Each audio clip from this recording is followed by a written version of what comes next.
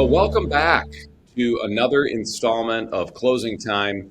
I'm your host, Ian Bryant, and just super excited to welcome John Williams, who owns and runs Bluegrass Land Title in Kentucky, to our episode. Welcome, John. Thanks, Ian. Appreciate you guys having me. Well, you have a very interesting background, and I can't wait to explore a number of items around that. But I am on pins and needles to hear the answer to this. You've done a lot of closings, thousands of closings, right?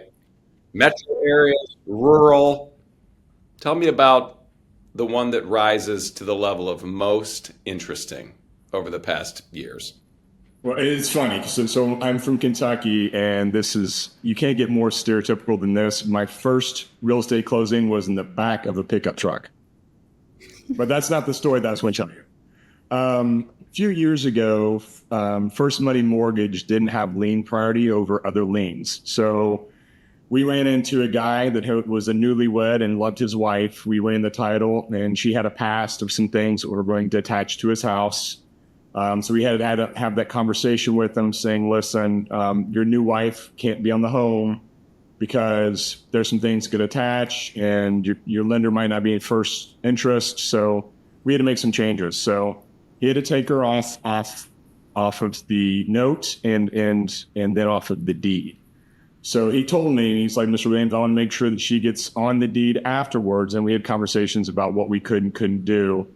And he told me, that he was the second husband and he's very excited about this and just want to make sure that something happened to him that she got the house. So this was an out of office closing. So one, there was nowhere to hide when this happened. But second was very awkward turtle. So I don't know if it's because she was on the loan at one point. So they had her name affidavit, but they did. And when we got to her name affidavit, he was expecting to see 2 last names, and there were 7 last names. So he glanced over her sheet and saw all 7, and you could see he just sort of turned white. And I know the conversation that I had with him prior about liens and love for his new bride. And there was just nowhere for me to go make copies or nowhere to hide. So he turned white and asked if he could leave for a second. So he did. And again, I think this was at a builder's office, like an hour away from our office. And everybody at the table was just petrified and petrified that he wasn't going to come back, knowing that this wasn't going to happen. But he came back and he signed everything and he never called me to put her back on the deed. So he wound up being husband number 6 and he thought he was husband number 2. And when he found this out, he's like, well, honey, she's like, honey, those all happened before you, which didn't really make him feel that much better. But that was her explanation. And that was probably the most awkward close. I mean, we've had a lot of things over the years, but that was the one time that I really wanted to leave the room and not make eye contact with people, but there was nowhere to hide. So I was stuck. I mean, this is, and everyone just had to be on pins and needles, right? This thing has just got icy in a matter of seconds. It was the definition of awkward turtle. I mean, everybody was just, looking and, just trying not to make eye contact with each other, wondering if we were going to see a car speed off down the driveway, what we were going to hear yelling or whatnot. There was a conversation, but he just came back, didn't say another word, signed the rest of the documents and went on. Well, kudos to the guy. I mean, relatively handled it in stride, probably had to make some changes in his life after that, but, that's unbelievable. Wow. Number 7 was the number, right? That has set the bar, John, yes. for that's so far on most interesting closing stories that I've heard. So, well, gosh, John, give us a sense. You've been in the industry for a while, but you've had an interesting journey in terms of how you found your way to running really one of the largest agents in the Midwest. Tell us about that journey, how you grew up professionally and how you found your way into title, and give us a sense of that. So I graduated University of Kentucky in 1996. I went into hospitality management because at that time it was rumored that casino gaming was coming. And the thought was with the racing industry and the casino gaming industry, that could create a job, or that was my thought at 22 years old. So I graduated hospitality management, then went out to UNLV to go to graduate school, had a conversation with the guy. He just looked at me and saw a 22-year-old from Kentucky, Lexington, Kentucky, and said, you know what? This would be a great school, maybe not a great school for you right now. So he What do you think? suggested. What do you think was coming off you? What kind of You aura know, was coming off apparently you? there's some things in Vegas that you can get into, and he just looked at me and said, no, not a good idea. You got to get this kid off the strip. Something bad's going to happen. So I went back home and I got my Series 6 and 7, worked in a bank. Then I went into Mass Mutual and did some key man planning with businesses. At the time I was engaged to my now wife, who was in pharmacy school. So we had close to zero money. And so I needed a more consistent job. So I sold plumbing supplies, traveling around the state of Kentucky with water heaters and all those type of things, selling to the big market stores. And I got to the point where I was tired of spending the night in the hotels in the cities where I had to go and spend the night. And I didn't like being away from my soon-to-be new bride. So my mom was a real estate agent at the time, and a large national title company had just opened a direct shop in Lexington, and they needed a sales rep. So my first day was May 31st, 2022. I had no idea. I didn't know. I honestly thought that title was something that had to do with your car. I had no idea why you needed that when buying a house. I mean, my job day one was just to get people in the right room and make sure that they were happy and had a water or Coke in front of them. So I shortly thereafter learned what title was, and this was a good company that I worked for, and learned the process. Then about 5 years later, the beginning of the great, I guess what they're referring to as the Great Recession now, happened, and the direct title company got out of town, sold it back to the company that they had purchased. I became the Central Kentucky manager. We made it through with REO deals and foreclosures and things during those few years. And I really learned a lot. I worked with a lot of good attorneys and a lot of good staff. And we were, my wife was a pharmacist, not in pharmacy school at this point, and I'd had, 10 years in the business. And she just gave me the blessing one day that I could go out on my own. So I had a conversation with the guy that I still have a really good relationship with now, and said, I'd really like to do this. And I wanted to give him a few months warning, thinking that he would probably walk me out the door. But he didn't. He's like, if you're not going to be here, I don't want to be here. Let's figure this out. And we worked in a way that worked for both of us. And then April 1st, 2012, we opened Bluegrass Land Title. Now, was that scary to take the jump? I mean, was there some fear associated with that, or? Yeah. It's,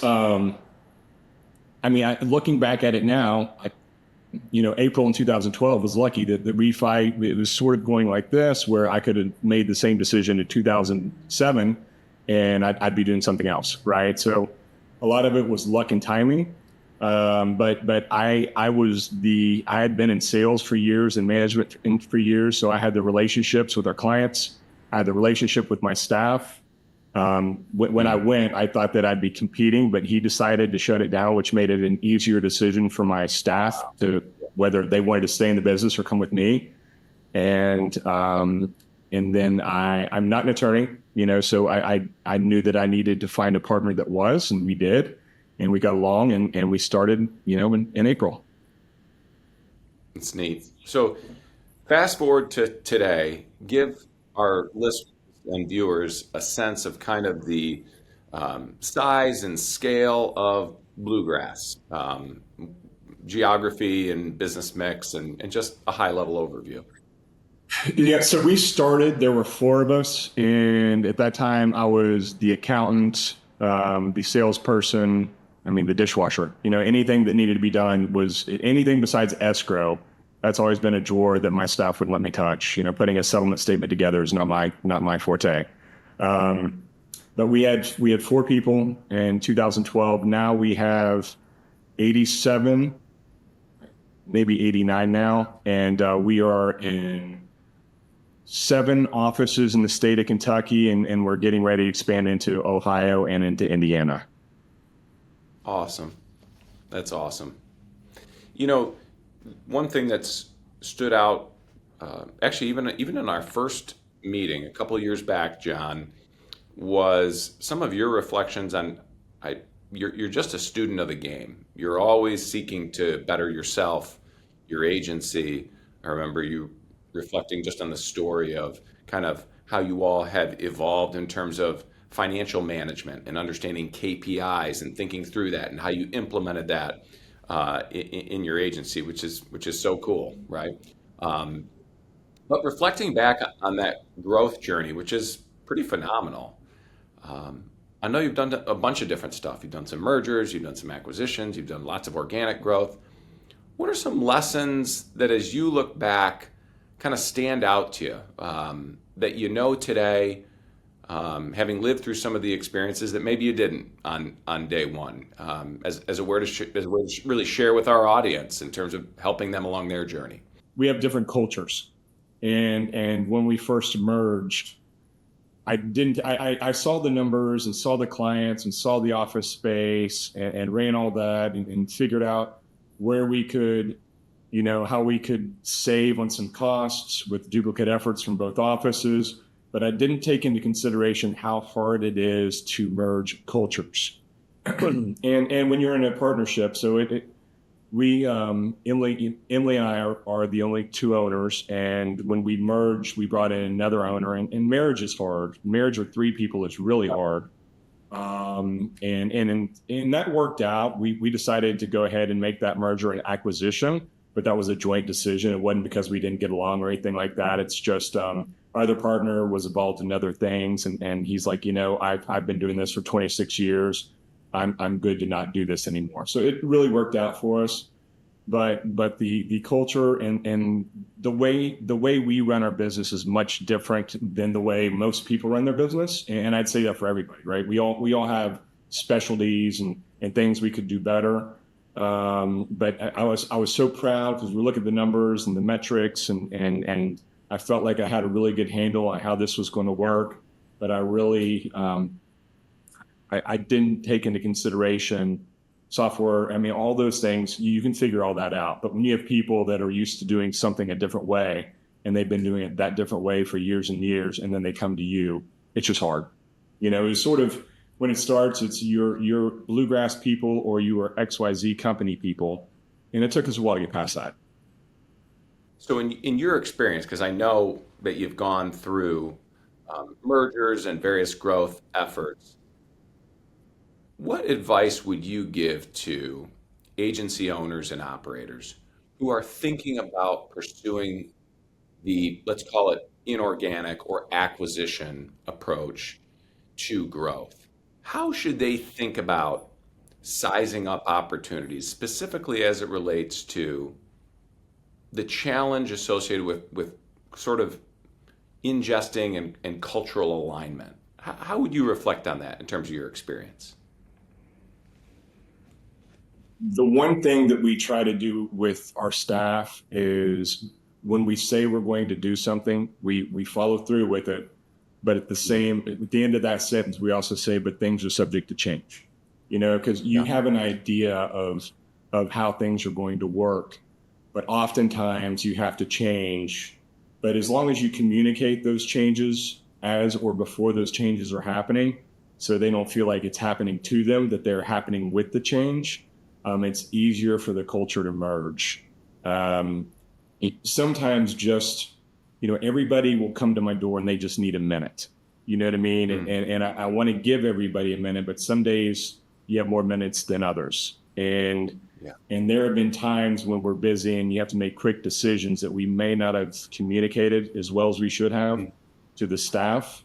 And I wish I would have done that better. And now that we're going through it again and going into different states and different laws and different, we're making sure that the people that are along that ride with us know what they need to know in a way that they feel like they're part of the change. They're part of the growth. The growth isn't just happening to them where they're still part of this nice small family that's just growing into other places, and instead of becoming part of a bigger, not the same family as I used to know.